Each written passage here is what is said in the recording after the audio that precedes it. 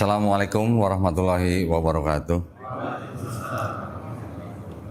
Innal hamdalillah nahmaduhu wa nasta'inuhu wa nastaghfiruh wa na'udzubillahi min syururi anfusina wa min sayyiati a'malina may yahdihillahu fala mudhillalah wa may yudlil fala hadiyalah.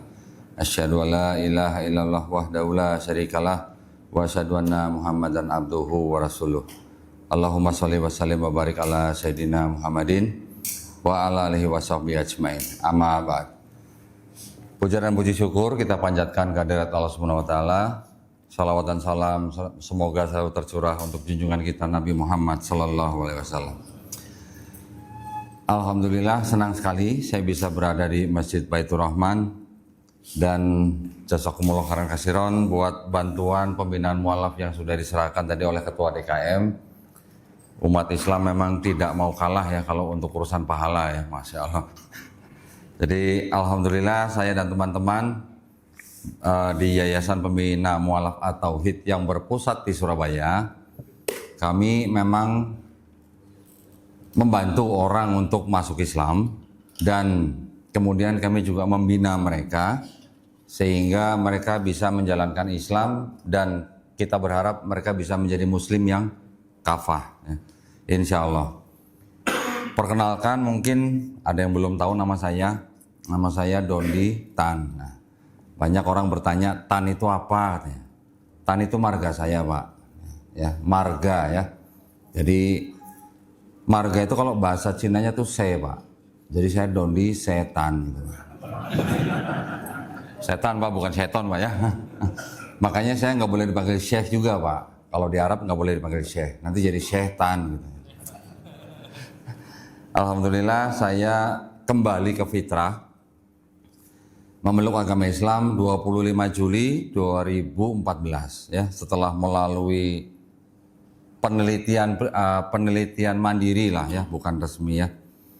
Saya mempelajari ulang kitab saya, di mana pada waktu itu awal mulanya saya menonton video-videonya almarhum Syekh Ahmed Didat ya, rahimahullah, mudah-mudahan Allah merahmati beliau.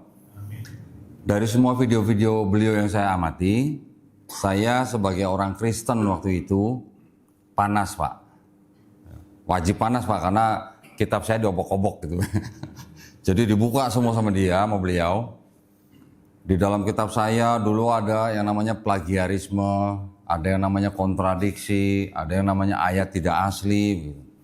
Nah, saya sebagai orang Kristen nonton begitu, otomatis saya penasaran, otomatis saya cari tahu benar apa enggak gitu yang beliau katakan ya. Saya cari tahu, malah akhirnya saya dapat bukti ya, bukti yang otentik malah dari kalangan Kristen sendiri, bukan dari kalangan siapa-siapa.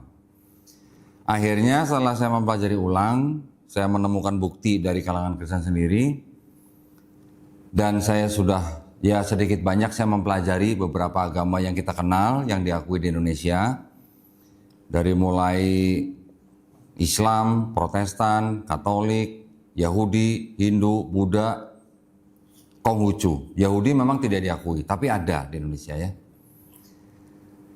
Akhirnya saya mengambil kesimpulan dan saya mengambil keputusan untuk memeluk agama Islam karena ternyata Islam itu yang buat saya itu adalah yang paling logis dan paling fair gitu ya. Paling fair dalam arti tidak ada yang namanya rasis di dalam Islam. Tidak ada yang namanya orang Arab lebih baik daripada orang non-Arab. Tidak ada yang namanya orang kulit merah lebih baik daripada orang kulit hitam. Begitu juga sebaliknya. Tetapi yang terbaik dari antara mereka adalah yang bertakwa ya. Dari ketakwaannya itu yang menjadi tolok ukur kemuliaan seseorang. Jadi alhamdulillah saya kembali ke fitrah 25 Juli 2014. Kemudian 2020 saya bergabung dengan sebuah yayasan, yaitu Yayasan Pembina Mualaf At-Tauhid pusat di Surabaya. Kami mempunyai beberapa wilayah di Indonesia, total ada 8 wilayah termasuk di Papua ya. Kami juga banyak membina mualaf-mualaf di Papua, ada sekitar 600 orang di sana. Dari mulai Sumatera sampai Jawa, Kalimantan, NTB, NTT, Sulawesi, Maluku, dan Papua. Alhamdulillah dari 2024 sekarang perkembangan orang yang masuk Islam yang ada di yayasan kami ini cukup signifikan. Alhamdulillah. Di Jakarta sendiri kurang lebih setahun belakangan ini tidak kurang atau kurang lebih dari 300 orang yang bersahadat di studio kami. Ya. Itu belum termasuk orang-orang yang bersahadat yang tidak bisa datang ke tempat kami, yang dari luar pulau. Gitu ya. Tapi kami juga menemui orang-orang yang datang dari luar pulau, sengaja datang ke tempat kami, hanya untuk bersahadat di tempat kami dengan beberapa alasan, dengan banyak alasan. Salah satu alasannya itu adalah apa?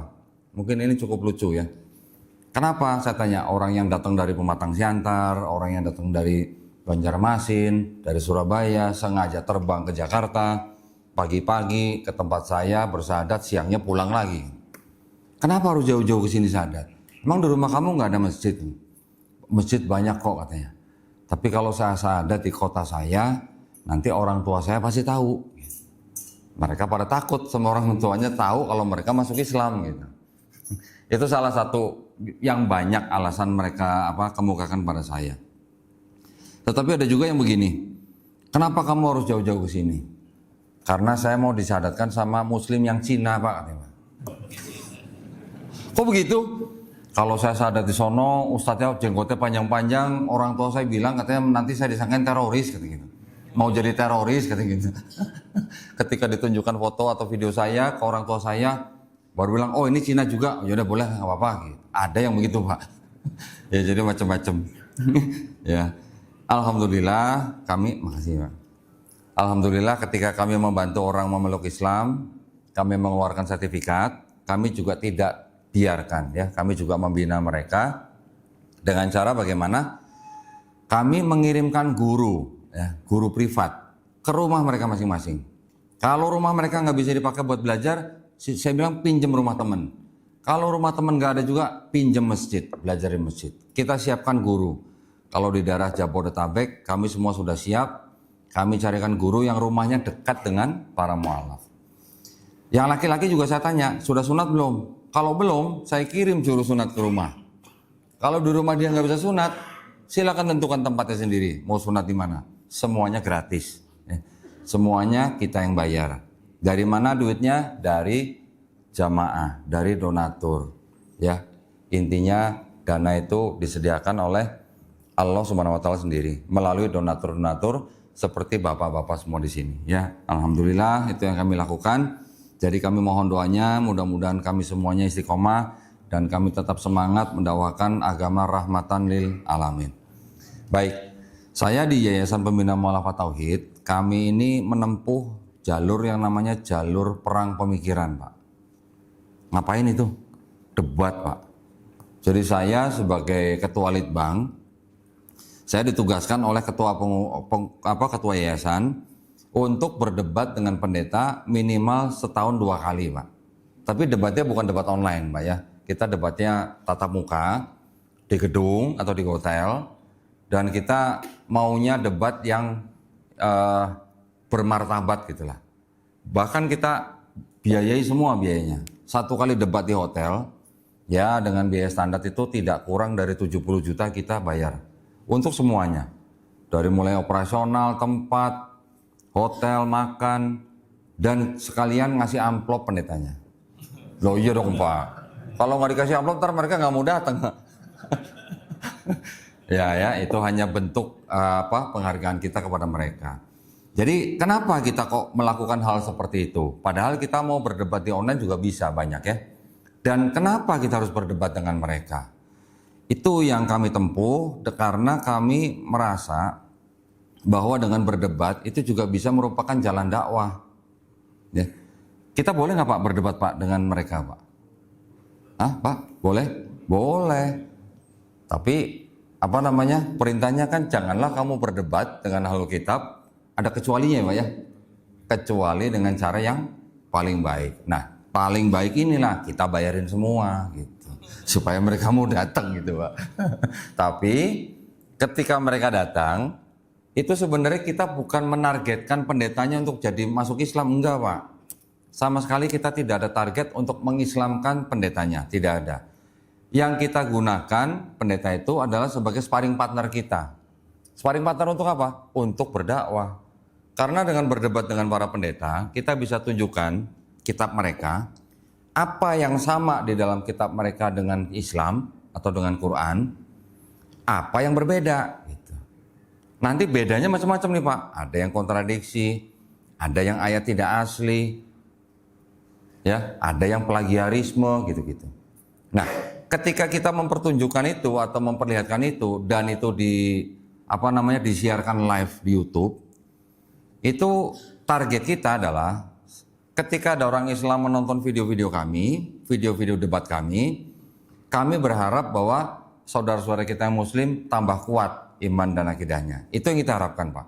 Kita nggak menargetkan untuk memualafkan pendetanya, enggak. Tetapi ketika ada orang di luar Islam menonton video-video debat kami, kemudian mereka menjemput hidayah, buat kami itu bonus Pak. Ya, tidak harus mereka datang ke kita untuk bersyahadat tempat kita, mereka bisa bersyahadat di mana aja. Saya juga sering mendapatkan info atau laporan bahwa banyak orang-orang yang bersyahadat di luar, ya, yang tidak di tempat kita, gara-gara melihat menonton video debat kita.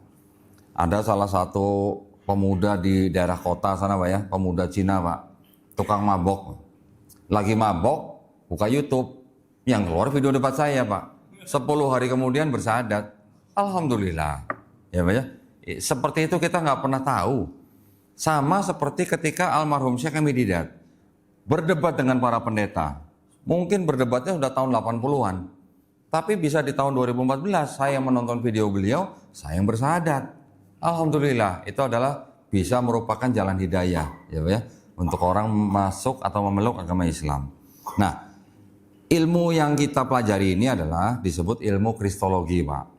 Kristologi itu adalah definisinya salah satu cabang ilmu yang mempelajari tentang posisi Nabi kita Pak ya, Nabi kita, Nabi Isa alaihissalam di dalam agama Nasrani. Kita belajar kristologi bukan menjadi Kristen, bukan. Tapi kita mempelajari agama mereka, mempelajari terbentuknya agama mereka, mempelajari kitabnya mereka, itu dengan kacamata Islam. Dengan kacamata Islam. Jadi kita tetap berpatokan kepada Quran gitu Pak. Ketika mempelajari kitab mereka, kita tetap berpatokan pada Quran supaya apa? Supaya kita tidak terseret. Nah, saya tidak menyalahkan guru-guru kita ya ketika guru-guru kita melarang anak-anak kita untuk baca kitab orang lain. Memang itu beresiko Pak. Sangat-sangat beresiko. Bahkan baru kemarin siang saya kedatangan tamu seorang anak muda umur sekitar 24 gara-gara medsos Pak, TikTok. Ya, ini sangat-sangat beresiko tinggi ini kalau anak-anak kita nonton TikTok nih. Kalau tiap hari nonton TikTok, nanti sewaktu-waktu ketika ada sebuah video yang berbicara tentang sebuah agama dan cukup menarik buat anak-anak muda, ya, karena memang agama mereka ini sangat menarik buat anak muda, Pak. Coba kira-kira remaja di sini yang sholat subuh, hitung Pak kita ada berapa, ya. Tapi kalau agama mereka cukup seminggu sekali Pak ibadahnya, ya. Itu pun duduk di tempat yang enak, ada live music lagi Pak, bajunya bebas. Mau pakai rok mini juga boleh, mau pakai tank top juga boleh, asal nggak kedinginan gitu Pak. Ya, dan itu memang caranya mereka untuk menarik anak muda itu sangat-sangat masif dan melalui medsos. Anak muda yang kemarin datang ke saya, dia juga akhirnya terjerat dengan ajakan agama sebelah, ya, agama Kristen, melalui janji-janji yang sangat-sangat menggiurkan. Jadi akhirnya dia setelah menonton TikTok beberapa lama, akhirnya dia murtad dan menjadi asisten salah satu penginjil TikTok penginjil Kristen di TikTok. Ya, penginjil ini cukup, saya bilang sih cukup berbahaya karena dia sering menghujat Islam. Bahkan sudah kita laporkan ke pihak berwajib ya, teman-teman kita juga sudah melaporkan dia. Jadi akhirnya setelah beberapa bulan dia ngikut penginjil itu, akhirnya dia mengetahui cara-cara mereka berdakwah, cara-cara mereka menjerat orang di luar agama mereka untuk masuk agama mereka. Ya qadarullah Pak, orang itu malah disuruh penginjil itu menghubungi tim saya. Ceritanya penginjil ini mau ketemu saya gitu katanya. mau katanya sih mau silaturahmi gitu katanya. Orang Kristen sebut-sebut silaturahmi itu kadang-kadang saya heran, nggak malu gitu. Ya. Qadarullah pada waktu itu kita nggak terlalu tanggapin dan akhirnya kita menolak undangan mereka, bahkan kita balik mengundang dia untuk apa? Untuk berdebat secara resmi di hotel. Tapi syarat saya harus bawa pendeta. Dia nggak mau juga, dia maunya dengan cara-cara hanya datang, menginjili dan sebagainya. Akhirnya anak muda ini setelah mengetahui hal-hal seperti itu dan mengetahui ada perdebatan-perdebatan, qadarullah dia melihat video-video saya. Ketika dia membandingkan video-video saya dengan video-video atasannya, alhamdulillah akhirnya dia sadar dan kembali ke Islam. Jadi kemarin siang dia datang ditemani oleh bapaknya dan alhamdulillah bersyahadat ulang di tempat kita, ya. Padahal bapaknya pengurus pesantren. Gimana Pak? Beritanya di sana Pak, ketika anak itu dibaptis, apa judulnya? Anak kiai pesantren murtad gitu katanya. Gimana coba? Nah kita bisa bayangkan nggak Pak? Mungkin anak kita, mungkin keponakan kita, mungkin saudara kita, kerabat kita yang bisa sampai nauzubillah mujalik murtad. Ya, jangan sampai Pak. Ini karena memang peperangan pemikiran itu memang di medsos itu sangat-sangat luar biasa. Ya, jadi kita berharap semoga kita, keluarga kita semuanya dilindungi dan dirahmati Allah semuanya dari upaya-upaya pemurtadan seperti itu. Itu belum termasuk modus-modus mereka di dunia nyata. Caranya gimana? Bisa lewat sekolah, bisa lewat rumah sakit, ya, bisa lewat militer, bisa lewat kantor pemerintahan dan sebagainya. Banyak sekali. Bahkan saya pernah mendengar moto. Nah, ini motonya mereka nih, Pak. Untuk orang-orang yang sengaja memang dikirim untuk memurtadkan orang di luar agama mereka dengan moto 3M, Pak. Apa katanya? Memacari, menghamili, menikahkan, memurtadkan. Saya pernah juga diundang oleh seorang ibu, dimintain tolong seorang ibu. Anak perempuannya belum menikah, tiba-tiba ketahuan hamil sudah 6 bulan. Pacarnya Katolik, diminta masuk Islam nggak mau. Sudah 6 bulan Pak, sebentar lagi ngelahirin. Panik nggak Pak anaknya Pak? Pasti panik. Nanti lahir bagaimana, nggak ada ayahnya, belum nikah dan sebagainya. Panik, akhirnya si perempuannya ikut katekisasi di gereja Katolik. Ketika saya dimintain tolong datang ke rumah dia, saya tanya, cowoknya mau masuk Islam nggak? Enggak. Kalau nggak mau masuk Islam udah, mending nggak usah nikah. Betul nggak Bang? Mending nggak usah nikah, mending anak itu lahir tanpa ayah daripada ibunya murtad. Gitu.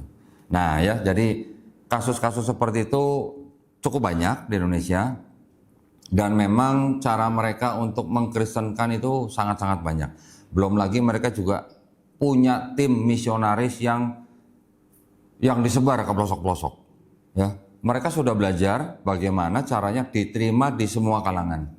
Itu saya sudah pelajarin dari misionaris yang taubat gitu Pak. Misionaris pensiun gitu. Datang ke tempat saya, ya. Kita korek caranya dia bagaimana memurtadkan orang. Oh itu memang cukup mengerikan. Dan misionaris itu ke pelosok-pelosok selain memurtadkan orang, mereka juga mencetak misionaris-misionaris baru. Nah, jadi kalau di dalam kalangan kekristenan itu ada yang namanya misi dengan sebutan kontekstualisasi C1 sampai C6. Kok banyak banget? Nah, saya sebutkan secara singkat aja Pak ya. C1 itu mereka mendirikan gereja di sebuah tempat yang mungkin bisa daerah terpencil, tapi masih menggunakan bahasa lokal. C2 mereka pertama tuh bahasa asal, C2 baru bahasa lokal gitu ya. C3 selain bahasa lokal mereka sudah menerima budaya lokal. C4 selain bahasa lokal, budaya lokal, mereka sudah mulai menerima tradisi Islam. C5 mereka sudah seperti orang Islam, berpakaian seperti orang Islam, pakai peci, memelihara jenggot, tapi masih belum, KTP-nya masih belum Islam. C6, nah ini yang kita harus waspada nih Pak. C6, KTP dia sudah Islam. Pakaian Islam, penampilan Islam, bahkan mereka melakukan ibadat sholat juga, ya. Berprofesi juga mungkin bisa sebagai guru dan sebagainya. Tetapi dalam melaksanakan kegiatannya dia mencari orang untuk dijadikan misionaris. Itu juga terjadi Pak di Indonesia. Masih ada, ya. Jadi jangan buru-buru bangga kalau kita punya ustadz atau punya guru di sebuah perguruan tinggi yang kelihatannya Islami, bisa jadi tuh misionaris. Saya bukan nakut-nakutin nih Pak, tapi ada, ya Pak ya. Ingat dulu waktu zaman penjajahan Belanda, pernah dengar yang namanya Snoek Broekgroener? Nah, itu adalah bentuk C6. Ya, jadi kontekstualisasi C6 itu bisa dipakai juga di dalam ranah mata-mata. Gitu ya. Dia sampai naik haji, dia belajar Islam, dia belajar bahasa Arab. Ketika masuk ke Aceh dia menjadi guru bahasa Arab. Ya, nah itu hati-hati ya. Oke, itu saya memberikan bahaya dan tantangan yang kita hadapi sebagai umat Islam dalam rangka kita melindungi keluarga kita dari upaya-upaya pemurtadan. Bahkan MUI sendiri sampai punya lembaga khusus untuk menangani hal-hal seperti ini. Ya, tapi alhamdulillah kalau kita lihat datanya di Indonesia dari tahun 45 Indonesia merdeka, Islam 95%.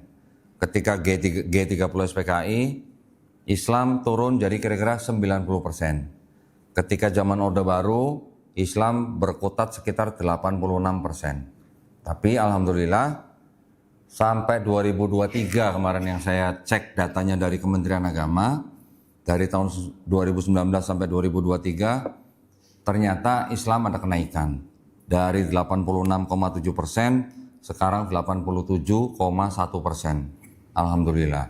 Kalangan Kristen yang tadinya tumbuh pesat, naiknya pesat ya, itu ternyata mengalami penurunan 0,16%. Jumlah penduduknya naik kira-kira 700.000 orang, tapi persentasenya turun.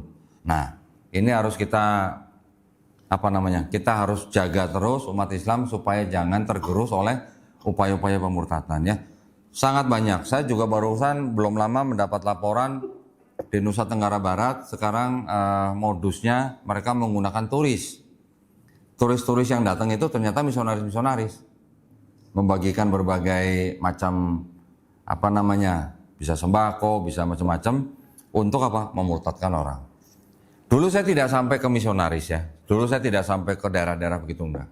Tapi saya ikut membiayain, Pak. Ya. Bapak-bapak ada yang tahu di pinggir jalan tol Jagorawi, Sentul International Convention Center? Ada yang tahu Pak? Besar ya Pak ya? Punya siapa tuh Pak? Punya GBI. Saya dulu tiap minggu Pak nyumbang itu bangun itu. Tiap minggu. Jadi masuk gereja pasti dikasih amplop 2 Pak. Yang satu buat infak, yang satu infak lagi.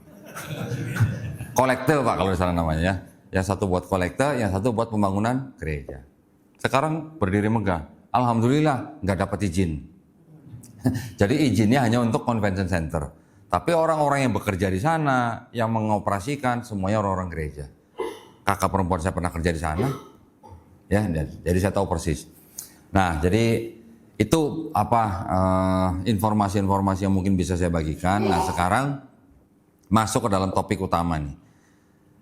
Kalangan Kristen sendiri itu sering ya, bahkan di sekolah tinggi teologi mereka sendiri, lulusannya itu kalau berdialog dengan orang Islam, mereka tuh akan ngomongnya apa Pak? Semua agama kan sama. Ya Pak ya, sering dengar Pak ya. Bahkan mungkin bapak-bapak pernah ada yang mendengar dari Kiai Haji ngomong gitu Pak, semua agama sama gitu Pak ya. Kiai Haji Pak, ormas besar lagi Pak ya. Kita nggak usah sebut di sini Pak ya. Ormas besar, title-nya Kiai Haji, bisa ngomong semua agama sama. Samanya di mana? Saya bilang gitu. Saya juga mengajar di Sekolah Tinggi Ilmu Dakwah Muhammad Nasir yang di Tambun Bekasi. Kita belajar kristologi itu beda dengan pelajaran Usuluddin Pak. Tidak sama. Kita tidak sama yang kita pelajari dengan Usuluddin. Kalau Usuluddin di Sekolah Tinggi Ilmu Agama Islam, mereka membandingkan Pak nih. Ya, agama ini. Konsepnya begini, ibadahnya begini. Tapi kalau Usuluddin itu kan nggak berani menyalahkan Pak ya. Saya sering diskusi dengan dosen-dosen di Gontor. Mereka ada Usuluddin, tapi nggak ada kristologi. Saya tanya, kalau Usuluddin, kamu berani nggak menyalahkan agama orang? Nggak berani, nggak boleh. Ya, itu sudah dapat arahan mereka gitu, nggak boleh menyalahkan agama orang. Tapi kalau Kristologi, kita bisa kasih tahu agama ini benernya di sini, salahnya di sini. Konsep ketuhanannya begini, konsep keselamatannya begini, konsep peribadatannya begini, rukun imannya begini, rukun iman. Mereka juga punya rukun iman, akidah mereka lah gitu ya. Jadi ketika kita belajar Kristologi, kita berani mengatakan bahwa yang ini ada yang sama dengan Islam, tapi yang ini beda, yang ini salah nih gitu. Kita harus berani ngomong gitu, dan kita harus berani ngomong juga kepada pihak mereka. Itu sebagai bentuk dakwah kita gitu Pak. Ya, nah, ketika kita bicara apakah semua agama sama, itu sudah jelas buat kita nih Pak nih, buat orang Islam tidak ada agama yang sama, semua agama pasti beda. Karena apa? Karena kita punya parameter yang jelas gitu. Ya, memang diksi atau narasi semua agama sama itu dihembuskan oleh kalangan pluralisme. Kalangan pluralisme ini memang ya bisa dikatakan kong kali kong dengan kelompok liberalisme. Nanti ada lagi kelompok sekulerisme ya, yang memisahkan agama dengan negara. Jadi itu yang memang mereka gunakan untuk apa? Untuk melemahkan umat Islam. Dengan narasi semua agama sama, nanti mereka akan masuk lebih jauh lagi. Udah nggak apa-apa pakai baju Natal gitu ya. Karyawan juga nih dipaksa kalau Natalan harus pakai baju Natal gitu misalnya. Semua sama gitu. Yang penting baik. Nah, mereka mempunyai narasinya yang penting semua agama mengajarkan kebaikan. Oke, mengajarkan kebaikan. Mengajarkan kebenaran nggak? Kalau udah kebenaran berarti udah subjektif, ya kan? Menurut masing-masing. Nah, buat kita nih Pak, buat kita nih ya, kita sharing ya Pak ya. Buat kita sebagai orang Islam, agama samawi itu ada berapa Pak? 3. Ada lagi Pak? Hah? Berapa Pak agama samawi Pak? Buat kita orang Islam nih. 4. Apa lagi Pak? Oh Majusi. Ada lagi? Ada berapa Pak? Buat kita agama samawi ada berapa? 3. Nah ini saya kurang setuju Pak.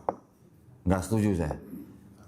Yang boleh bilang agama samawi 3 itu hanya kalangan akademisi Pak. Ya, kalangan akademisi boleh mereka bilang 3 karena mereka melihat dari luar semua agama itu. Mereka mau bilang Islam, Yahudi, Kristen sebagai agama samawi itu pandangan orang akademisi.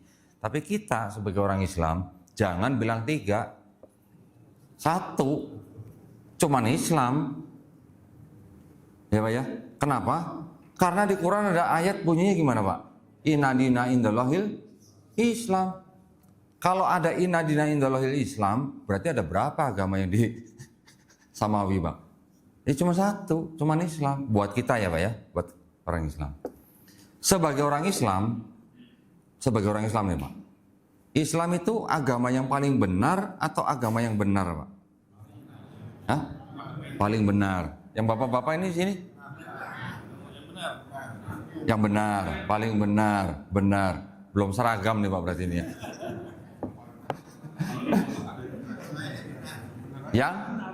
Yang benar. Bapak ini sebelah sini? Yang benar, terpengaruh Pak berarti. Kita sebagai orang Islam Pak, sebagai umat Islam, kita harus berani ngomong. Buat kita Islam itu yang benar, yang lain salah. Berani nggak Pak ngomong yang lain salah Pak? Tar dulu deh gitu. Berani nggak Pak bilang agama yang lain salah Pak? Berani. Kenapa nggak berani? Setiap warga negara dijamin haknya, kemerdekaannya. Untuk apa? Untuk memilih dan menjalankan agama dan kepercayaan masing-masing.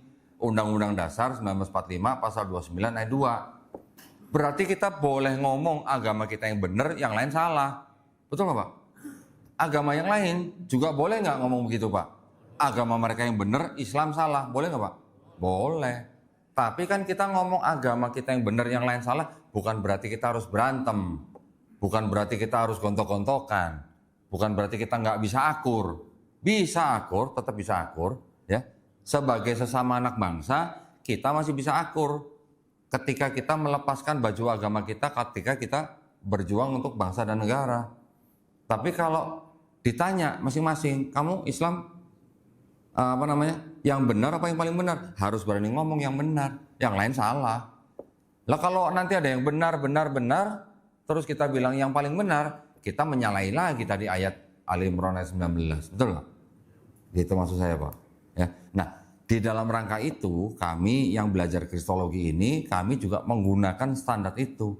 Jadi ketika kita belajar Kristologi, kita menggunakan standar Quran. Kalau di Quran sudah ada ayat inna dina indal Islam, ya sudah itu yang kita pegang. Ya, Islam yang benar, yang ini yang sedang kita pelajari nih. Kita mau ngasih tahu nih, ini salahnya di sini gitu. Tapi kalau ada yang sama kita juga kasih tahu. Gitu. Emang benar Pak, agama Kristen ada yang sama dengan Islam? Benar nggak Pak? Pernah dengar nggak Pak? Pernah dengar? Ada Pak. Agama Yahudi, agama Nasrani, dan agama Islam ini sebenarnya masih ada benang merah Pak, benang merah ya. Tapi benang merahnya tuh dari Yahudi ke Islam, di Kristennya putus Pak. Gitu. Di Kristennya. Ini untuk konsep ketuhanannya, ya Pak ya, konsep ketuhanannya. Orang Yahudi memang gimana? Emang mereka menyembah Tuhan Yang Maha Esa? Iya, mereka menyembah Tuhan Yang Maha Esa yang mereka sebut dengan sebutan apa Pak? Eloh, Eloah, Elohim, El Shaddai, Yod Hei Vav Hei, dan apa? Zebaot. Mereka ada 7 nama di dalam kitab mereka, Pak. 7 nama Tuhan. 7 nama Tuhan ini yang dianggap paling suci itu yang nomor 6, Pak, yang Yod Hei Vav Hei, 4 huruf. 4 huruf ini disebut dengan tetragrammaton, ya. Tetragrammaton ini oleh orang Kristen diciptakan baru, divokalkan karena tulisannya YHVH gitu Pak. Sama orang Kristen divokalkan jadi apa? Yahweh atau Yehova atau Yehuwa gitu. Itu orang Kristen. Tapi ketika Rabi Yahudi nih Pak, namanya Saadia Gaon. Beliau menerjemahkan kitab mereka yang disebut dengan Torah atau kita kenal dengan istilah Taurat. Ketika dia menerjemahkan kitab Taurat itu ke dalam bahasa Arab, kata yang tadi Yod He Vav He itu diterjemahkan ke bahasa Arab menjadi kata apa Pak? Allah. Jadi orang Yahudi mengakui bahwa Tuhan yang disembah oleh orang Yahudi itu sama dengan Tuhannya umat Islam. Karena mereka tahu umat Islam menyembah Tuhannya Abraham, Ishak dan Yakub gitu. Mereka mengakui Pak. Bahkan pemuka agama mereka namanya Rabi Maimonides, ini udah abad-abad lama ya Pak ya. Dia mengatakan begini, ketika seorang Yahudi pergi ke suatu tempat dan dia tidak menemukan sinagog untuk tefilah atau untuk sholat Pak, mereka boleh masuk masjid. Di Timur Tengah banyak Pak yang begitu Pak ya. Bahkan saya pernah jalan sama orang Yahudi bareng janjian gitu di sebuah pusat perbelanjaan, jamnya sholat asar, sama-sama Pak kita masuk masjid Pak ya. Jadi dia sholat di soft paling belakang, saya dengan soft yang di depan. Mereka boleh masuk masjid, kenapa? Karena mereka menganggap masjid adalah tempat menyembah Tuhan Yang Maha Esa. Tapi kalau ditanya, kamu boleh nggak masuk gereja? Boleh, cuman sampai ujung bayangan genteng aja gitu. Nggak boleh sampai masuk. Kenapa nggak boleh sampai masuk? Karena buat mereka gereja adalah tempat menyembah berhala. Berhalanya apa? Yesus. Ya, ini pandangan orang Yahudi nih. Ini buat mereka itu sudah sangat jelas bahwa orang Islam menyembah Tuhan yang sama dengan orang Yahudi. Tapi kalau orang Kristen gimana? Menurut Yahudi, di mata Yahudi gitu. Orang Kristen itu disebutnya dengan sebutan apa? Avodah Zarah. Avodah Zarah. Itu apa? Penyembah asing. Maksudnya asing gimana? Asing karena di dalam kitabnya orang Yahudi tidak ada konsep menyembah manusia. Atau percaya Tuhan bisa jadi manusia, itu konsep asing gitu di luar Yahudi. Jadi orang Yahudi tidak percaya Tuhan jadi manusia. Nah, jadi yang saya katakan tadi, apakah masih ada yang sama gitu ya antara Yahudi, Kristen dan Islam? Yang di Kristen masih ada yang sama, yang di Kristen sebenarnya, tapi sedikit. Kalau kita pelajari kitab mereka yang disebut dengan Yesus Kristus, kebetulan hari ini hari apa? Kenaikan ya. Kenaikan apa Pak sekarang? Udah ganti Pak. Udah ganti Pak, sekarang kenaikan Yesus Kristus gitu Pak. Kebangkitan Yesus Kristus. Kok bisa ganti Pak? Karena kalangan orang Kristen usul kepada Kementerian Agama, usul kepada pemerintah Indonesia untuk diganti. Ya, dulu namanya hari wafat Isa Al-Masih, hari kebangkitan Isa Al-Masih. Sekarang diganti Pak. Saya secara pribadi lebih senang kalau mereka menggunakan kata Yesus Kristus. Lebih jelas, lebih membedakan gitu Pak. Daripada kalau dulu ya hari wafat Isa Al-Masih, emang Nabi Isa Al-Masih pernah wafat gitu, ya kan? Buat orang Islam itu malah rancu kadang-kadang. Tapi ketika mereka ganti Yesus Kristus malah bener gitu. Cuman saya protesnya gini Pak, hari kebangkitan Yesus Kristus, tapi di kitab mereka Yesus dibangkitkan Pak, bukan bangkit sendiri gitu. Berarti hari Yesus dibangkitkan harusnya Pak, bukan Yesus bangkit sendiri ya, harusnya. Nah, hal-hal seperti itu yang tadi saya bilang, ketika kita mempelajari kristologi dengan kacamata Quran, kita bisa melihat Pak bahwa di dalam Kristen sebenarnya dalam kitab mereka masih ada sisa-sisa kebenaran atau sisa-sisa firman Tuhan masih ada. Kenapa? Karena yang diceritakan Yesus di dalam kitabnya orang Kristen ini sebenarnya masih mengikuti ajaran Nabi Musa di dalam Taurat. Masih Pak. Jadi ketika di kitabnya orang Yahudi, mending saya kasih lihat aja ya. Tolong. Saya dari tadi lupa sampai ngeluarin kitab. Kejauhan soalnya naruhnya nih. Nah, sini. Sebelah sini.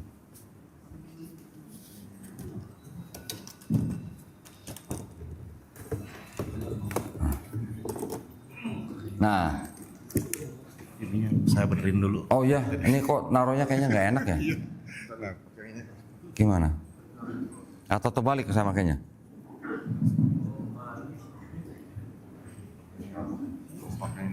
Kalau pakai ini susah saya megangnya. Iya. Oh, sebelah kanan rupanya. Bener sebelah kiri Pak. Bener kayak tadi kan? Naik terus nih. Kurang panjang aja. Naik lagi dong ya.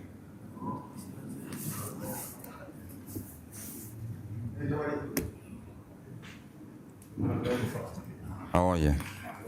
Nah, ini. Ya, iya.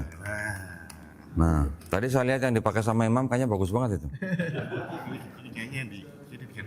Sama kayak gitu. Nah, ini nggak gerak-gerak nih Pak. Dari tadi dong Pak. Saya dari tadi bener-benerin terus begini. Nah, begini ya. Nah, ini.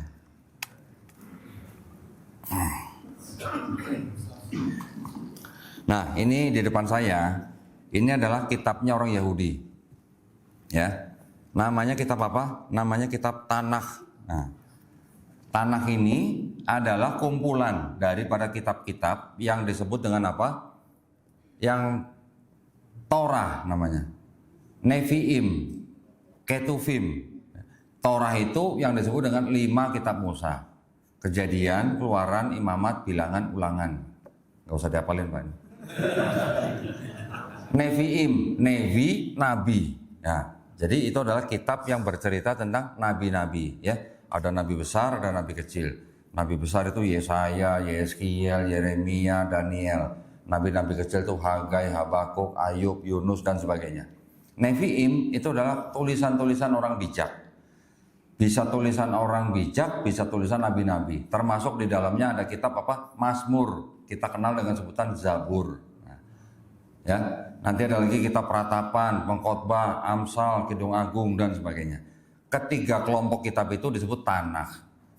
Di dalam kitab mereka ini, yang di dalam 5 kitab Musa itu tadi, ada ayat syahadatnya orang Yahudi Pak. Nah, mereka kalau syahadat, kalau azan malah, itu juga dipakai sama orang Yahudi sebagai azan. Bunyinya gimana? Shema Israel, Adonai Elohenu, Adonai Ehad. Ada ehadnya Pak. Sama dengan Kul huwallahu ahad itu ya, artinya sama. Shema Israel artinya dengarlah hai bangsa Israel. Adonai Elohenu, Adonai Ehad artinya Tuhan, atau harusnya sih terbalik ya. Cuman saya ngikutin terjemahannya mereka aja. Tuhan Allah kita, Tuhan itu Esa. Sama dengan Kul huwallahu ahad. Nanti ada lagi Itu yang tadi di Ulangan 6 ayat 4. Nanti ada lagi Bilangan 23 ayat 19. Tuhan bukan manusia, Tuhan bukan anak manusia. Sama nggak Pak dengan lam yalid wa lam yulad? Sama. Nanti ada lagi di Keluaran 9:14. Tidak ada sesuatu apapun yang serupa dengan aku di bumi. Bunyi gitu Pak. Sama nggak dengan walam yakullahu kufuwan ahad? Sama, masih ada mirip-miripnya. Gitu ya. Nanti ada lagi di 1 Raja-Raja 8 ayat 27. Dikatakan langit yang mengatasi segala langit tidak dapat memuat Tuhan. Berarti langitnya banyak Pak? Nah, berarti langitnya banyak. Kita juga begitu, di Islam kita mengenal langit ada 7, ya kan? Besarnya langit pertama dibandingkan kedua, seperti cincin di bawah di padang pasir. Langit kedua tambah langit pertama dibandingkan dengan langit ketiga, begitu juga seperti cincin di bawah di padang pasir, dan seterusnya. Semua langit tambah bumi dibandingkan dengan Sidratul Muntaha juga seperti cincin di bawah di padang pasir. Mereka juga bilang langit yang mengatasi segala langit tidak dapat memuat Tuhan, apalagi bait sucimu. Gitu. Ya, nanti ada lagi di Keluaran 33 ayat 20. Tidak ada manusia dapat memandang aku dan tetap hidup. Sama kan Pak? Di Islam kita juga begitu. Nabi Musa pengen melihat Allah. Baru dikasih sedikit aja keagungan sama Allah. Gunungnya udah pecah. Nabi Musa pingsan. Bagaimana mau melihat Allah? Gitu. Ya. Nah, kitabnya ini yang tadi saya sebutkan itu masih diulang sama yang disebut dengan Yesus Pak. Atau kita kenal dengan Nabi Isa alaihissalam. Di dalam kitabnya orang Kristen yang ini,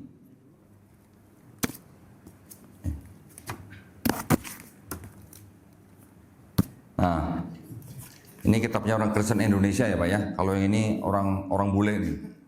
Yang orang Indonesia di sini ayatnya yang disebut dengan Yesus mengulang apa yang disebut di sini. Shema Israel, Adonai Eloheinu, Adonai Ehad. Yang disebut Yesus ngulang perkataan Nabi Musa. Berarti kan ada yang sama dengan kita. Ya, walaupun yang di dalam kitab ini diceritakan Yesus disalib, dibunuh dan disalib, bangkit hari ketiga, kita umat Islam tidak mengimani Nabi Isa alaihissalam dibunuh dan disalib, ya kan?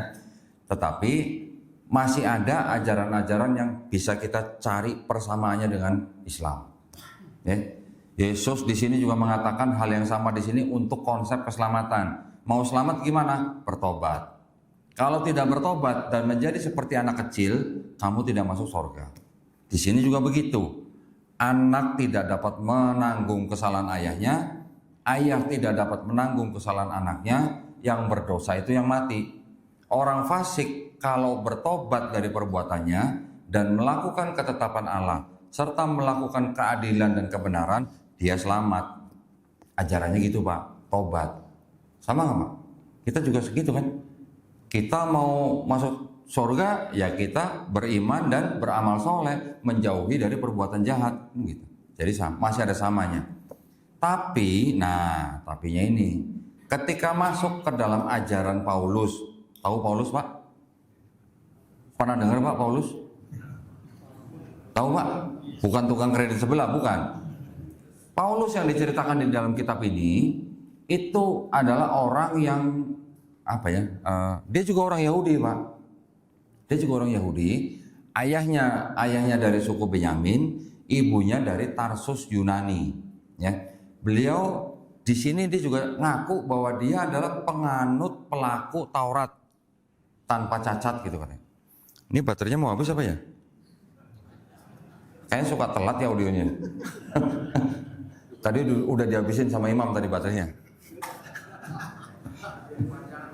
Ya, jadi yang disebut dengan Paulus di dalam kitab mereka ini, itulah orang yang kita anggap yang menciptakan agama Kristen, bukan Yesusnya.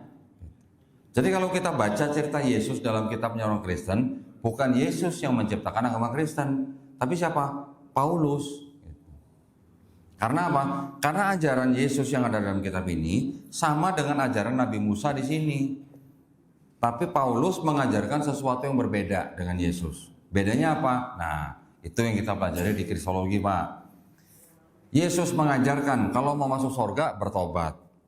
Paulus mengajarkan Kalau mau masuk surga atau mau selamat, kamu harus percaya Yesus itu Tuhan. Gitu. Bedanya di situ. Paulus mengajarkan karena dosa satu orang. Siapa dosa satu orang? Istrinya Nabi Adam alaihissalam. Namanya kan Hawa. Karena dosa satu orang itu Hawa, maka dosa itu menjalar kepada setiap keturunan Adam, kata Paulus. Jadi setiap orang sudah berdosa, dia tidak bisa bersatu lagi dengan Tuhan, makanya Tuhan perlu turun ke bumi untuk menyelamatkan manusia dari dosa, menebus dosa manusia. Itu ajaran Paulus. Tapi Yesus gak pernah mengajarkan begitu. Yesus cukup bilang bertobat masuk surga. Ya, jadi ketika saya misalnya kedatangan tamu misalnya Pak, orang Kristen, dia tahu juga Bible-nya. Saya tanya, di Matius 18 ayat 3, Yesus bilang, kalau kamu tidak bertobat, kamu tidak masuk surga. Saya tanya nih ya, kalau ada orang mendengar perkataan Yesus itu, terus dia bertobat, terus besoknya dia mati, masuk surga, masuk neraka? Semua orang Kristen bilang masuk surga. Iya dong, karena rumusnya apa? Tidak bertobat, tidak masuk surga. Kalau saya sederhanakan, berarti untuk masuk surga cukup bertobat, kan begitu Pak? Ketika saya tanya, ada orang mendengar bertobat, besoknya mati, masuk surga, masuk neraka, masuk surga. Lah Yesusnya belum disalib. Kalau Yesusnya belum disalib, ada orang bisa masuk surga, terus buat apa Yesus salib gitu? Berarti perlu nggak Yesus salib gitu? Berarti kan nggak perlu. Nah, dari mana ajaran Yesus harus mati di atas kayu salib untuk menebus dosa manusia? Dari Paulus. Ajaran belakangan gitu Pak jadinya. Ya. Dengan belajar atau mempelajari ayat-ayat mereka dan kita bisa menggunakan kacamata Islam, kita bisa menggunakan logika, rontok Pak konsep keselamatannya Kristen. Rontok. Belum lama pendeta ke tempat saya juga, saya tanya juga dia bolak-balik jadinya. Sekali jawab udah masuk surga, giliran dia bisa ketemu jawabannya, oh iya Yesus belum disalib. Dianulir sama dia Pak. Harus percaya Yesus sebagai Tuhan dan Tuhan. Itu kan ajaran Paulus, saya bilang bukan ajaran Yesus. Seperti itu, ya Pak ya. Jadi itu yang kita pelajari di dalam. Tadi saya belum menceritakan begini. Ini tadi kitabnya orang Yahudi. Kitabnya orang Yahudi ini ditulis dan disusun kira-kira tahun 450 sebelum Masehi, sebelum ada Nabi Isa alaihissalam. Kitabnya orang Yahudi. Kemudian di abad ketiga, kira-kira tahun 270 sebelum Masehi, diterjemahkan oleh rabi-rabi Yahudi yang diperintahkan oleh Raja Ptolemy II dari Mesir. Mesir malah, ya. Karena di Mesir juga banyak orang Yahudi. Cuman orang-orang Yahudi di Mesir pada saat itu mungkin sudah tidak bisa berbahasa Ibrani. Karena apa? Karena mereka sedang hidup di bawah penguasaan Yunani, ya, oleh dulunya awalnya adalah oleh Raja Alexander Agung. Ptolemy adalah teman jenderalnya Alexander Agung yang akhirnya dikasih wilayah Mesir untuk dipimpin gitu. Nah, Raja Ptolemy ini yang memerintahkan menerjemahkan ini menjadi bahasa Yunani untuk melengkapi juga perpustakaannya Raja Ptolemy di Alexandria Mesir. Alexandria pada saat itu merupakan pusat ilmu pengetahuan dunia. Kitabnya orang Yahudi diterjemahkan ke bahasa Yunani dari bahasa Ibrani. Kitab ini akhirnya berjalan terus sampai Nabi Isa alaihissalam lahir, sampai Nabi Isa alaihissalam diangkat, bahkan sampai abad kedua, ketiga, keempat. Kitab ini terjemahan Yunaninya direvisi Pak, dikoreksi sama pemuka-pemuka agama Kristen. Siapa? Origen, Lucian, Hesisius. Setelah dirubah terjemahannya, kitab ini seolah-olah berbicara tentang kedatangan Yesus di kitabnya orang Kristen yang Perjanjian Baru. Nah,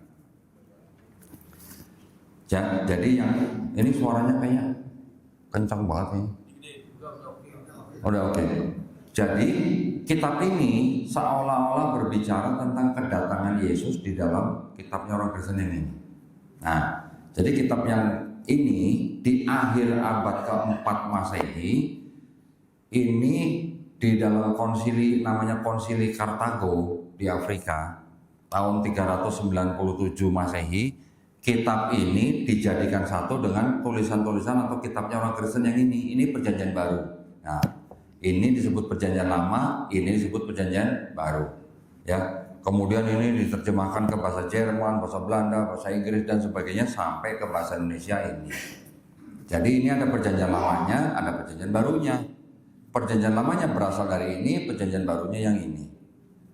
Ya, nah konsep ketuhanannya di dalam perjanjian lama dengan perjanjian baru ini ada kontradiksi antara ajaran Nabi Musa dan Nabi Isa alaihissalam dan dengan Paulus. Itu yang menjadi perbedaan di situ. Jadi ajaran Yesus dengan ajaran Musa sama, tapi ajaran Paulus yang berbeda. Itu ada kontradiksi, itu konsep ketuhanannya. Konsep keselamatannya juga berbeda. Kalau yang di perjanjian lama dan Yesus mengajarkan untuk masuk surga hanya perlu bertobat, orang lain tidak bisa menanggung dosa orang lain. Paulus mengatakan cukup mengakui Yesus sebagai Tuhan, maka mereka selamat, orang Kristen. Itu perbedaannya, ya. Satu lagi, Yesus di dalam perjanjian baru tidak pernah mengajarkan dosa waris atau dosa asal. Yang tadi saya bilang karena dosa Hawa. Yesus tidak pernah mengajarkan dosa waris. Yesus juga mengatakan bahwa dia datang diutus untuk Bani Israel, tidak untuk membatalkan hukum Taurat. Ini ya di Matius 5 ayat 17. Bahkan di ayat 18 dikatakan selama langit dan bumi belum lenyap, satu titik dari hukum Taurat pun tidak akan dihilangkan, kata Yesus di kitab ini. Tapi kata Paulus, Yesus yang mati di atas kayu salib sebagai manusia itu sudah membatalkan hukum Taurat. Berarti boleh nggak kalau saya katakan Paulus memfitnah Yesus? Nah, jadi nabi kita difitnah, Pak. Ya. Paulus mengajarkan sesuatu yang baru. Ketika Paulus dan Barnabas sudah tinggal di kota Antioquia, sekarang di Turki, selama setahun, baru mereka dan pengikutnya disebut Kristen. Nah, dengan kita mengetahui seperti ini, ketika kita menerima serangan atau kita menerima ajakan untuk masuk agama mereka, kan enak Pak jawabnya, Pak. Gitu kan? Dengan kita mengetahui mereka, isi kitab mereka, kita mengetahui akidah mereka, ketika kita berdialog, kita tinggal tunjukin aja. Ini saya belum ngomong tentang adanya ayat-ayat yang tidak asli loh, Pak. Belum loh. Ini baru bicara mengenai konsep ketuhanan, konsep keselamatan, di mana beda sendiri gitu ya antara Yahudi, Kristen dan Islam. Saya tidak membicarakan Hindu, Buddha dan yang lain ya karena itu agama yang tidak mengajak orang untuk masuk agama mereka. Kenapa saya ngomong ini Kristen? Kenapa saya dan teman-teman ngomong ini selalu Kristen? Karena Kristen yang selalu mengajak orang di luar agama mereka untuk masuk agama mereka. Kita sering mendengar Pak ya, kristenisasi ya Pak ya, sering kan? Masih ada nggak Pak kira-kira Pak? Oh masih ada. Saya tanya sama pendeta, sampai kapan Pak? Sampai kiamat katanya. Kenapa? Karena di kitabnya mereka ada perintahnya Pak. Perintahnya bunyi gimana? Karena itu pergilah, jadikanlah semua bangsa muridku, baptislah mereka dalam nama Bapa dan Putra dan Roh Kudus. Itu perintahnya. Di dalam Matius 28 ayat 19. Karena ada perintah itu yang dijadikan oleh Kristen, baik Protestan dan Katolik, untuk menyebarkan agama mereka. Itu yang terjadi, ya Pak ya. Makanya kita yang sudah tahu isi kitab mereka bagaimana, kan kita malah lebih enaknya gimana? Kalau kita didatengin, malah kita ajak ngopi gitu. Kita perdebatkan gitu ini ya, kontradiksinya apa aja. Saya bisa tunjukkan ratusan kontradiksi di sini Pak. Ratusan. Ya. Ketika mereka nggak bisa jawab, gimana? Nah, ya. Kalau kita tahu ilmunya, tapi kalau nggak tahu, bapak-bapak, ibu-ibu misalnya yang di rumah didatengin misionaris, Pak, Bu, selamat siang, selamat sore, kami dari tim ini mau memberitakan kabar baik, gitu katanya. Siapa yang nggak senang Pak kalau dengar kabar baik, apalagi kalau ada sembakonya. Iya kan? Nah itu yang pelan-pelan seperti itu yang berbahaya buat kita, yang akhirnya sampai bisa membawa atau menyeret kita kepada murtad. Gitu. Bahkan teman saya sendiri di Surabaya itu juga didatengin Pak sama kalangan mereka. Ketika didatengin, karena teman saya nggak bisa jawab, dia telepon saya ngomong sama misionarisnya di Surabaya tuh. Saya di Jakarta. Oh Bapak dari mana? Oh iya saya dari Saksi Yehova gitu. Oh iya, ini ceritanya bagaimana? Mau ngajak kebaktian, mau ngajak ikut agama mereka. Saya tanya, kamu pakai Bible apa? LAI bukan? Iya, kami juga pakai LAI. Coba buka 2 Tawarik pasal 22 ayat 2. Dibaca sama dia depan saya. Di telepon ya maksudnya, dibaca. Habis itu coba sekarang baca yang lain, 1 Raja-Raja 8 ayat 26 gitu. Ceritanya sama Pak. Orangnya sama. Tapi angkanya bisa beda. Kontradiksi gitu. Yang di sini bilang 22 tahun, yang di sini bilang 42 tahun. Saya tanya, Pak kok bisa beda gitu ya? Oh iya ya, saya malah belum tahu nih, nanti saya cek ya. Gitu. Kayak gitu Pak. Nah, kalau kita tahu dalamnya ada kontradiksi begitu, kan puyeng mereka juga. Nah, akhirnya mereka, udah nanti kita pelajari dulu di rumah ya, ngacir pulang. Nah, hal itu sebenarnya boleh nggak sih di Indonesia Pak? Kristenisasi boleh nggak sih? Nggak boleh. Ada aturannya Pak. Ya, kalangan mereka itu dulu sebelum pemerintah Indonesia mengeluarkan produk hukum yang namanya keputusan bersama 2 menteri nomor 1 tahun 79, kalangan mereka tuh yang paling keras menolak, nggak setuju dengan peraturan itu. Kan setiap warga negara bebas memeluk agama masing-masing. Iya, tapi kan nggak harus jocok-jokin, nggak harus dirayu-rayu, nggak harus kasih sembako dan sebagainya. Makanya akhirnya pemerintah mengeluarkan keputusan bersama 2 menteri, Menteri Agama dan Menteri Dalam Negeri nomor 1 tahun 79 yang mengatur pensiaran agama terhadap orang yang sudah beragama, itu dilarang.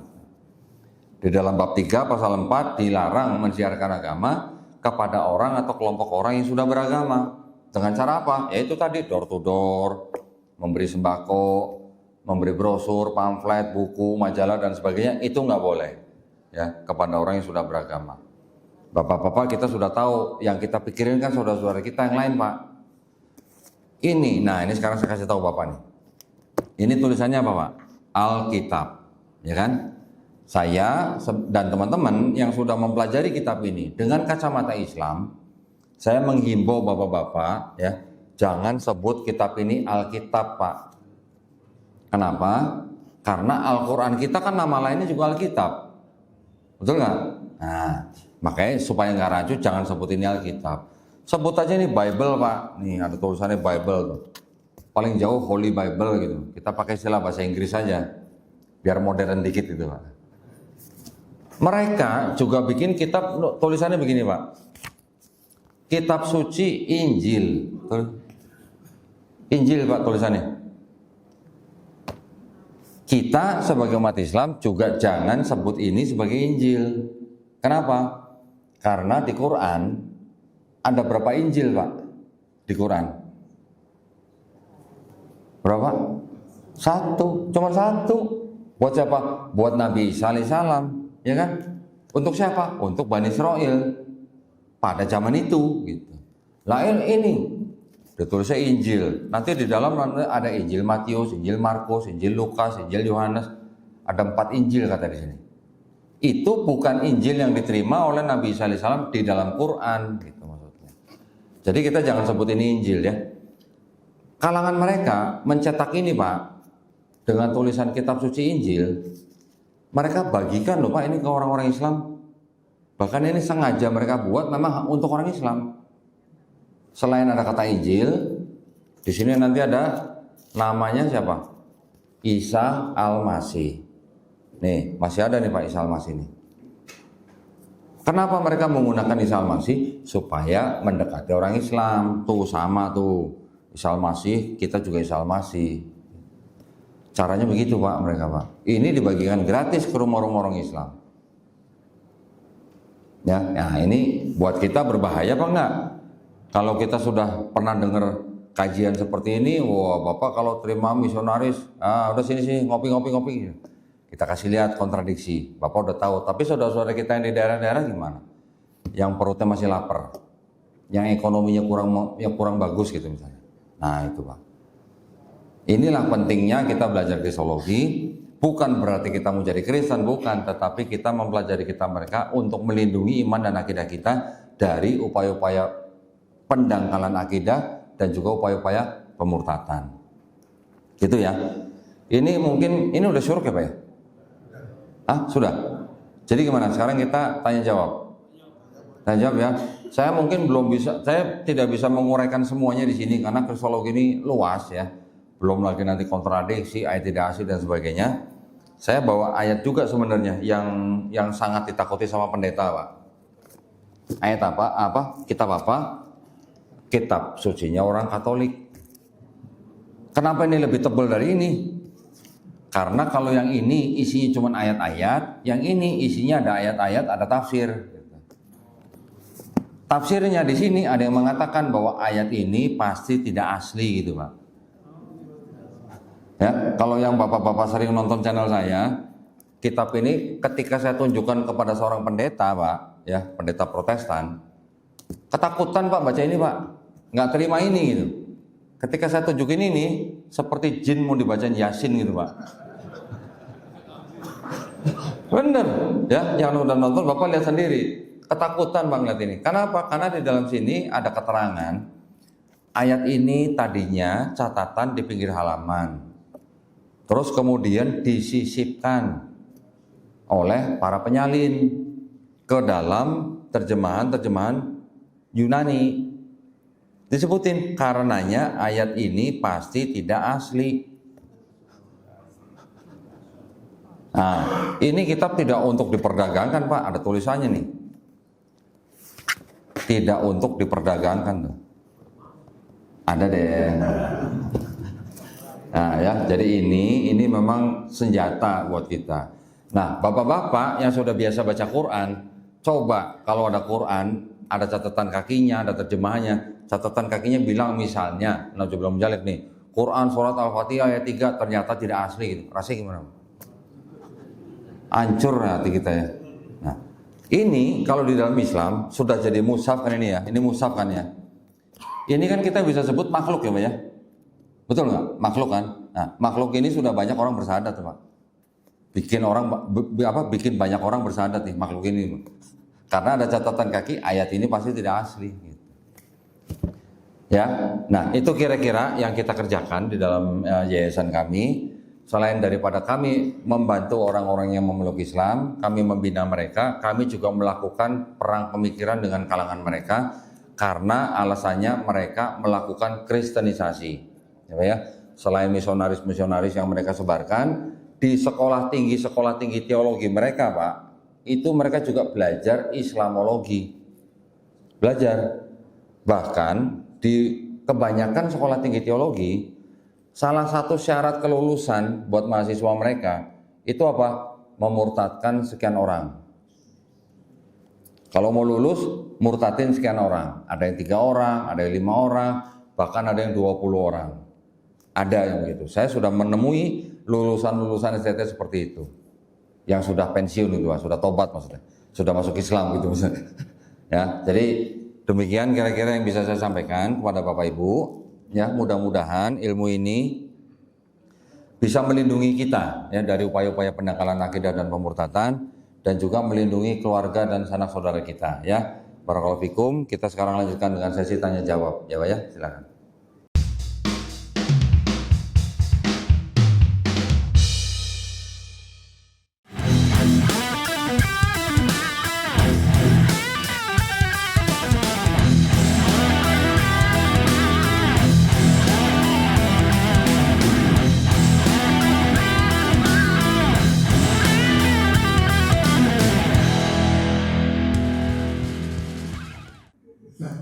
Ustaz tadi mengenai Ya.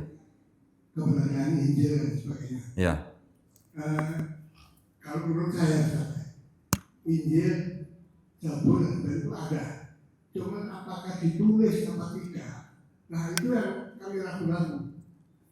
Nah yang jelas bahwa pengikut para nabi itu menghafal seperti pengikutnya Isa itu Hawariun. Itu mereka itu apa Injil. Oleh karena itu saya juga ada catatan mengenai ahlul kitab. Siapa ahlul kitab itu? Yaitu orang-orang yang memahami kitab suci sebelum Al-Quran. Cuma kriterianya kalau mereka setelah Rasulullah itu hadir tidak mau mengakui, mereka masuk neraka tetap. Itu dari pengertiannya gitu. Sekarang itu saya sering menghadapi gini Pak. Kebetulan keluarga istri saya itu kelompok Kristen yang kuat Pak. Dan mohon maaf saya tidak mampu untuk mengislamkan mereka. Istri saya siapa? Ini, mohon maaf Pak, saya paham maksud Bapak. Jadi tidak ada yang mampu Pak mengislamkan siapapun kecuali Allah SWT. Karena hidayah milik Allah, bukan dari kita ya. Tapi saya ingin menanggapi tadi pernyataan Bapak. Saya ingin bertanya kepada Bapak-Bapak di sini. Pernah nggak Bapak-Bapak membaca ayat di Quran bahwa Allah SWT memberikan kitab Taurat, kitab Zabur, kitab Injil, dan Allah menjanjikan untuk menjaganya? Nah, nggak ada Pak. Ya, jadi karena kita tidak membaca, Allah Subhanahu wa taala memberikan ketiga kitab tersebut dan menjanjikan untuk menjaga. Kalau Bapak bilang tadi mereka menghafal, itu tidak benar, Pak. Tidak semuanya benar, tidak benar, ya. Tidak ada cerita ahlul kitab itu menghafal kitab mereka, tidak ada, Pak. Kalaupun sebentar, Pak. Kalaupun ada orang-orang Yahudi sebagian yang memang mereka mempelajari ini, mereka menghafal tapi tidak sampai satu kitab begini, Pak. Gitu. Ya, mungkin karena itu, jadi lemahnya kitab-kitab dulu itu tidak dijaga secara baik seperti Al-Quran. Nah, pengalaman dari kitab-kitab yang dulu diselewengkan oleh Paus tadi itu jadi amburadul seperti sekarang. Kalau Al-Quran kan mulai dari pertama kali Sayyidina Abu Bakar Utsman itu udah dibukukan dan udah dibuat Quran 5, kalau nggak salah ada 5 yang masuk. Kalau yang 5 zaman sahabat Utsman bin Affan, Pak, bukan zaman Abu Bakar. Ya. Nah, oleh karena itu saya ini Pak, sekarang ini masih ada orang-orang Kristen yang mengatakan dirinya ahli kitab. Jadi mohon maaf saya dikasih contoh Pak. Ya. Kakaknya istri saya itu Nasrani Pak. Kemudian setelah dinas di Irian Jaya beberapa tahun melahirkan kembali murtad. Suaminya Muslim. Mohon maaf saya bilang, apakah saya salah betul? Kamu itu sudah haram, tidak halal istri kamu itu. Tapi dia kan diisahkan boleh kawin dengan ahli kitab. Mereka mengaku ahli kitab. Makanya ini saya yang justru mau bertanya. Ya. Baik.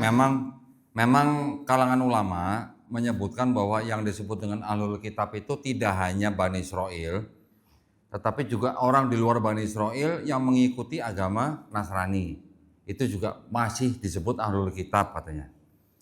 Kalau saya kok kayaknya gimana ya? Kalau yang Nasrani yang mereka mempercayai Trinitas, kan Allah Subhanahu wa taala tidak pernah menurunkan kitab atau hukum ketetapan perintah yang untuk mengajari Trinitas. Enggak ada kan, Pak? Semua konsepnya Trinitas atau konsepnya kekristenan itu semuanya kan sudah dibantah sama Quran, Pak. Ya kan? Kita mengetahui ini, Pak, kelompok Kristen itu ada 3 yang utama, yang mainstream, yang disebut dengan kelompok Kristen Trinitarian yang percaya dengan Trinitas.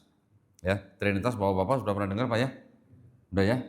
Bapa Tuhan, Yesus Tuhan, Roh Kudus Tuhan, tapi bukan 3 Tuhan, tapi 1 Tuhan gitu. Paham, Mas? Paham? Paham Trinitas?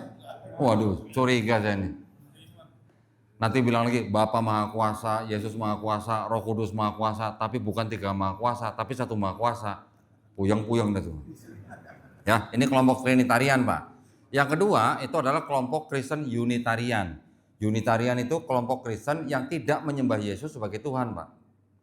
Nanti ada lagi kelompok Kristen yang disebut dengan oneness, kesatuan. Oneness bilangnya apa? Bapa atau Allah itu Yesus, Yesus itu Allah, tulisannya Allah gitu Pak. Ya, jadi satu pribadi, bukan seperti Trinitarian. Kalau Trinitarian 3 pribadi, 1 hakikat. Kalau oneness 1 pribadi, 1 hakikat. Yang oneness ini sudah dibantah sama Quran Pak. Di Quran surat Al-Maidah ayat ke-72. Telah kafirlah orang yang mengatakan Allah adalah Isa putra Maryam. Nah, yang ini sudah dibantah. Yang Unitarian tidak dibantah karena dia tidak menyembah Nabi Isa alaihissalam. Yang Trinitarian dibantah oleh Quran surat Al-Maidah ayat berikutnya ayat 73. Sungguh telah kafir orang yang mengatakan Allah adalah salah satu dari 3. Ya Pak ya. Ini udah dibantah kan berarti kan. Tapi Quran juga membantah lagi. Membantah siapa? Membantah Kristen-Kristen yang menyembah Bunda Maria sebagai Tuhan. Ada di Quran surat Al-Maidah juga ayat 116. Ya, ketika diceritakan Allah SWT bertanya kepada Nabi Isa alaihissalam, apakah kamu pernah menjadikan dirimu dan ibumu selain aku menjadi sesembahan mereka? Jadi Quran bukan nggak tahu konsep Kristen gitu Pak. Quran sangat-sangat mengetahui dan sudah membantah semua konsep ketuhanan Kristen. Termasuk yang Kristen menyembah Maria sebagai Tuhan. Sekarang sudah punah. Dulu ada Pak. Dulu ada. Kapan? Abad 4 malah. Abad 4. Kira-kira di pertengahan abad 4 ada Kristen-Kristen yang menyembah Maria sebagai Tuhan. Di mana? Malah di Arab. Tahu saya nama Kristennya? Namanya kelompok Kristen Mariamites atau Koliridianisme. Sekarang sudah punah. Itu juga dibantah sama Quran Pak. Jadi saya berani mengatakan bahwa kalau Bani Israel yang menerima kitab Injil melalui Nabi Isa alaihissalam itu bisa disebut Ahlul Kitab. Tapi kalau orang yang di luar Bani Israel terus kemudian dia ikut-ikutan menjadi Kristen yang mempercayai Trinitas atau kepercayaan Kristen sekarang, buat saya itu bukan ahli kitab Pak. Buat saya, karena mereka nasabnya tidak sampai ke Bani Israel. Hah? Nah iya, enggak, sekarang Bani Israel kan ada nih, masih ada. Tapi yang benar-benar istilahnya dulu sebagai pengikut Nabi Isa alaihissalam kan enggak ada. Itu maksud saya Pak. Ya. Jadi kalau yang orang-orang Islam terus mengatakan boleh menikahi orang-orang Kristen, itu seperti orang kekurangan wanita kalau saya bilang mah. Emang kurang Pak wanita muslim gitu Pak? Ya Pak ya. Silakan yang lain. Silakan. Assalamualaikum warahmatullahi wabarakatuh. Alhamdulillah hari ini sangat memberikan inspirasi buat kita semua mengenai berbagai agama. Nah, terkait dengan agama-agama yang ada di Indonesia, tadi Ustaz bicarakan juga salah satunya Yahudi ya. Bagaimana tanggapan Yahudi ya terhadap ayat yang tercantum di dalam Al-Maidah ayat 3. Nah, kalau kita lihat di situ di tengah-tengah ayat itu kan ada kata-kata Allah berfirman itu artinya pada hari ini telah aku sempurnakan agamamu untukmu dan telah aku cukupkan nikmatku bagimu dan telah aku ridhoi. Nah, kata ridhoi itu kan penting kan Islam sebagai agamamu. Nah, pernah nggak Ustaz menyampaikan hal ini kepada para Yahudi itu kan? Karena kalau kita tahu juga bahwa kan agama penutup itu adalah Islam. Jadi sebetulnya kalau kita mau jujur atau kita mengikuti Al-Quran, agama itu sudah tidak ada. Hanya satu Islam. Nah, kira-kira gimana? Terima kasih. Saya pernah Pak, ngobrol begitu pernah. Dan saya tahu orang Yahudi yang benar-benar mempelajari kitab mereka, ya Pak ya, bahkan rabi-rabinya itu sangat-sangat hormat dengan Islam Pak. Ya, saya pernah podcast dengan salah seorang rabi yang memang kerjanya tuh menyerang Kristen, mencoba menyelamatkan orang-orang Yahudi yang sudah menjadi Kristen. Dia berjuang dengan teman-temannya di Israel sana untuk menarik kembali orang-orang Yahudi yang sudah masuk Kristen. Dia sangat respect dengan Islam, terutama tentang ketauhidannya, gitu ya. Tapi masalah ayat-ayat di dalam Quran yang dikatakan tadi apa bahwa agama Islam adalah agama yang sudah diridhoi dan segala macam, buat mereka nggak masalah Pak. Buat mereka nggak masalah. Jadi ya mereka tetap fine-fine aja. Bahkan kalau ada orang Islam ngeklaim Pak, nih di sini ada nama Muhammad gitu misalnya, dia akan bilang apa sama teman-temannya Pak? Dah biarin aja mereka tuh sepupu kita. Ngomong gitu Pak. Serius. Bilangnya gitu, udah biarin aja mereka tuh sepupu kita. Dari mana sepupunya? Mereka dari disebut dari keturunan Nabi Ishak alaihissalam, Muslim dari keturunan Nabi Ismail alaihissalam. Ismail dan Ishak adalah saudara, kakak adik, iya. Beda ibu gitu Pak, beda ibu satu bapak. Jadi buat mereka ayat-ayat di dalam Quran, bahkan Pak Yani bahkan saya memperhatikan sekali apa yang Rabbi Tovia Singer jelaskan. Ketika ada seorang Islam malah bertanya lebih parah dari Bapak. Bukan seperti itu pertanyaan Pak. Pertanyaannya adalah di Quran juga ada ayat-ayat yang melaknat mereka. Betul nggak Pak? Ketika mereka mencoba menyiasati. Nah, bahkan sampai ada yang disebutkan mereka disebut apa? Dengan sebutan monyet gitu Pak. Nggak marah Pak dia Pak. Rabbi Sandiaga nggak marah. Dia bilang apa? Itu masih halus. Serius, dia bilang itu masih halus. Kalau di dalam kitab mereka sendiri yang Talmud Pak, lebih parah lagi malah mereka. Dihujat untuk menghujat ke apa ya istilahnya ya, kedegilan mereka gitu Pak. Itu Rabbi Sandiaga Rabbi Tovia Singer sampai ngomong gitu. Tapi kalau kita lihat kondisi sekarang yang ada ini kan berbeda. Kebanyakan Yahudi kan menyerang Islam. Gini Pak, nah gini. Saya ingin Bapak membedakan antara Yahudi atau Yudaisme dengan Zionisme. Nah, itu beda Pak. Ya Pak ya. Saya tanya Bapak, masih ada nggak orang Yahudi Pak yang tidak setuju dengan tindakan Israel menyerang Gaza? Ada nggak Pak?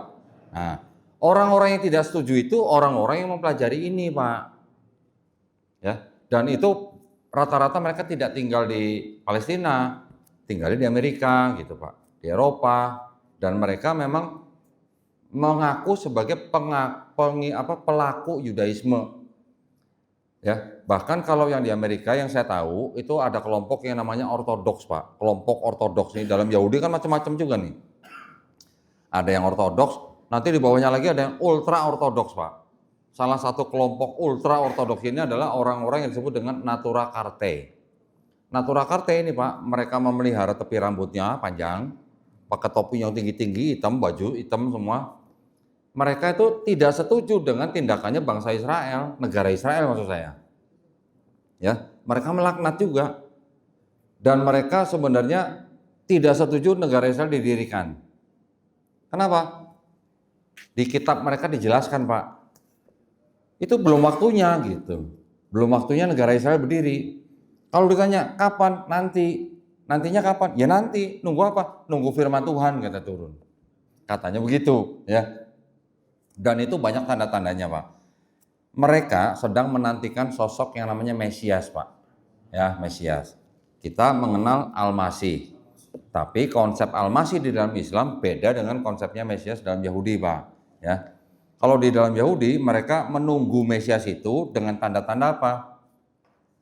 Bait suci yang ketiga nanti udah bangun, udah berdiri Pak. Nah, ya sekarang kan belum, masih sisa tembok ratapan di sana kan. Belum lagi mereka menantikan nanti tanda-tandanya apa? Nabi Elia itu nanti akan turun lagi. Ya. Terus kemudian ketika Mesias itu datang, Mesias itu nanti datang ketika di seluruh bumi ini sudah tidak ada perang Pak. Ketika Mesias itu datang, nanti seluruh manusia di bumi ini sudah mengenal Tuhan gitu. Nah, sekarang kan belum semua. Perang juga masih ada, ya kan? Nah, Mesias yang akan datang itu nanti dia harus keturunan Raja Daud melalui anaknya Salomo. Orang Kristen klaim Yesus itulah Mesias yang dijanjikan. Kata Yahudi dari Hong Kong nggak ada, bukan. Kenapa? Karena kan orang Kristen bilang Yesus Tuhan. Sedangkan orang Yahudi bilang nggak ada Tuhan jadi manusia gitu, nggak ada. Bedanya di situ Pak. Ya. Dan mereka bilang Mesias yang akan datang itu nanti namanya Daud.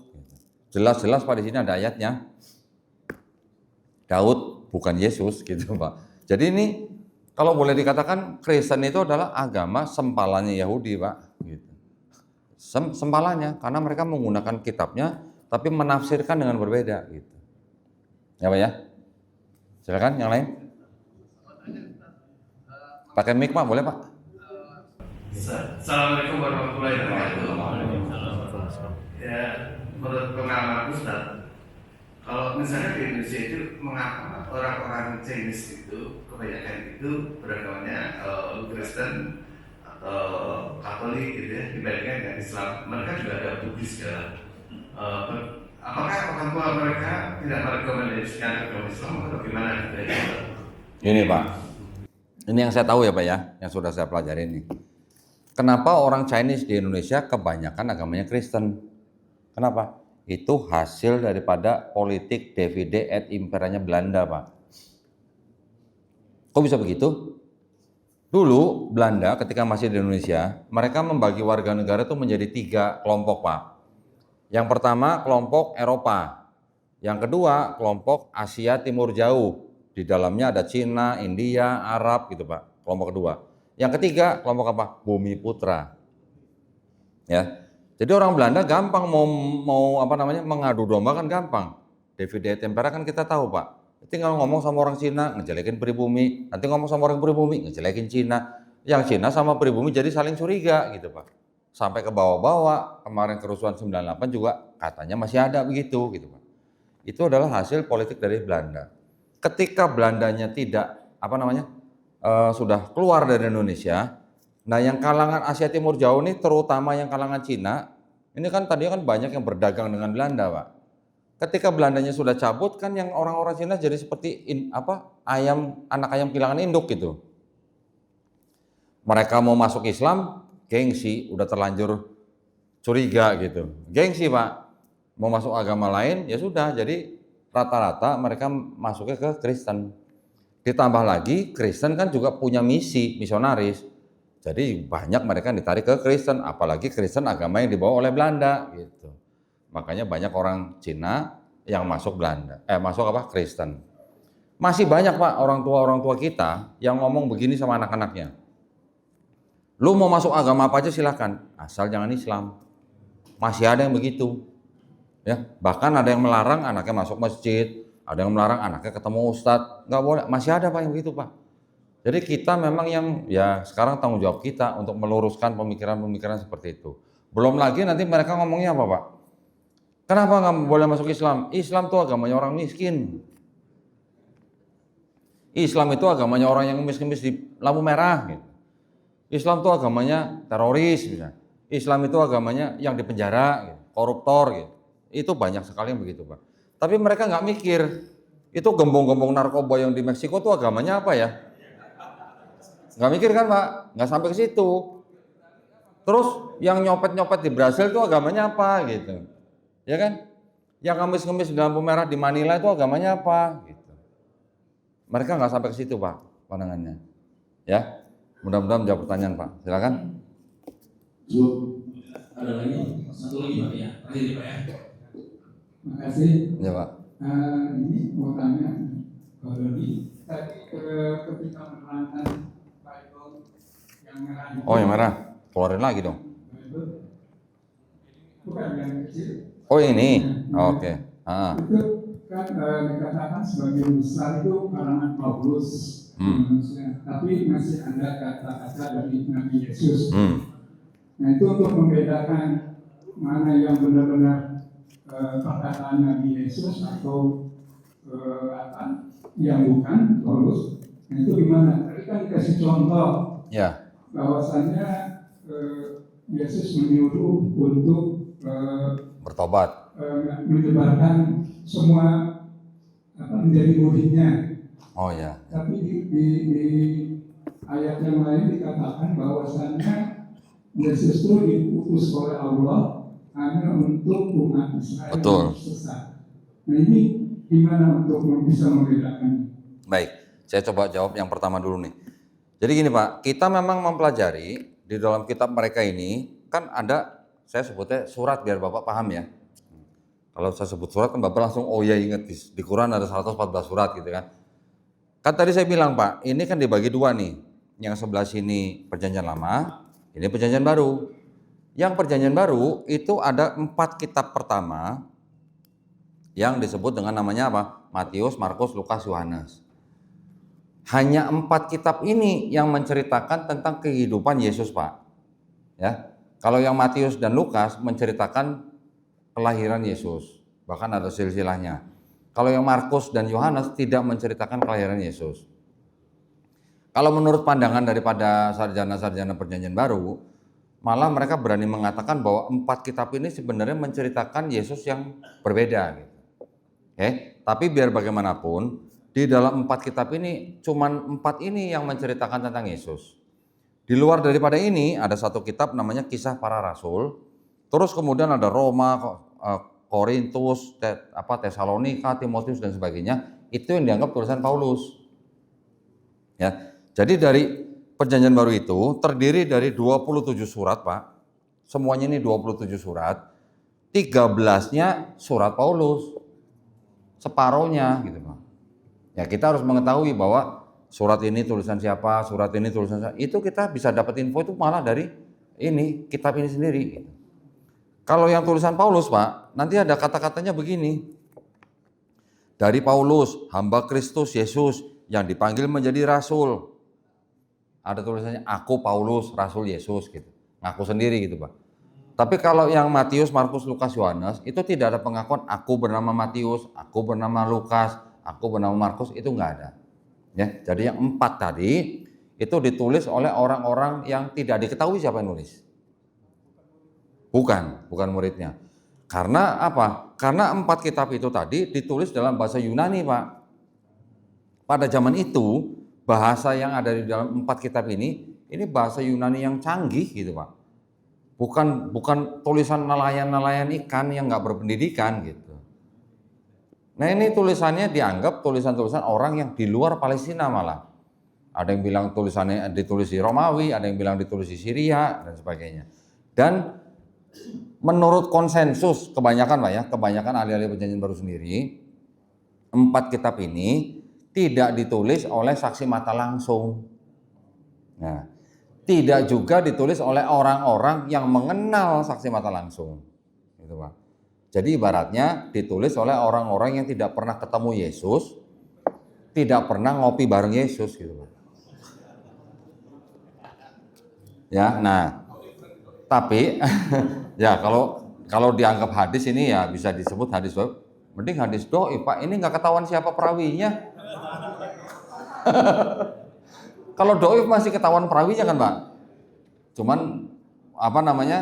tidak alim, tidak soleh atau cacat gitulah. Lah ini nggak ketahuan siapa perawinya, bukan doif lagi, di bawah lagi berarti. Nah, cuman gini Pak, dari 4 gospel tadi yang Matius, Markus, Lukas, Yohanes, inilah yang dianggap sebagai perkataan-perkataan Yesus, ya Pak ya.